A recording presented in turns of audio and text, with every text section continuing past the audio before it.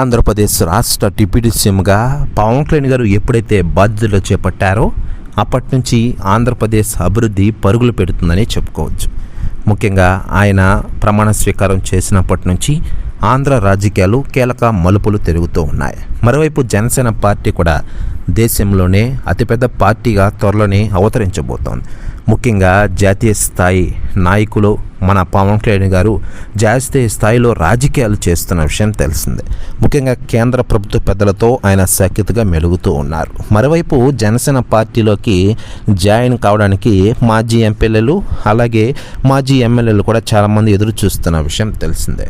వారిలో మాజీ రాజ్యసభ ఎంపీ విజయసాయిరెడ్డి గారు త్వరలోనే జాయిన్ కాబోతున్నారట. ఇదే విషయంపై తాజాగా డిప్యూటీ సీఎం పవన్ కళ్యాణ్ గారింటికి విజయసాయిరెడ్డి గారు వస్తూ ఉన్నట్లు తెలుస్తోంది. కానీ డిప్యూటీ సీఎం గారు పర్మిషన్ ఇవ్వలేదని తెలుస్తోంది. దీంతో షాక్లో ఉన్నారట రాష్ట్ర రాజకీయాల్లో. ప్రస్తుతం న్యూస్ వైరల్ అవుతోంది ఆంధ్రప్రదేశ్ రాష్ట్ర రాజకీయాల్లో. ఇప్పటికే వైసీపీ నుంచి చాలామంది మాజీ మంత్రులు ఎమ్మెల్యేలు జనసేన పార్టీలో జాయిన్ అయిన విషయం తెలిసిందే. ఇక తాజాగా విజయసాయిరెడ్డి కూడా త్వరలోనే జాయిన్ కాబోతున్నారంటూ కొన్ని రోజులుగా వార్తలు వచ్చాయి.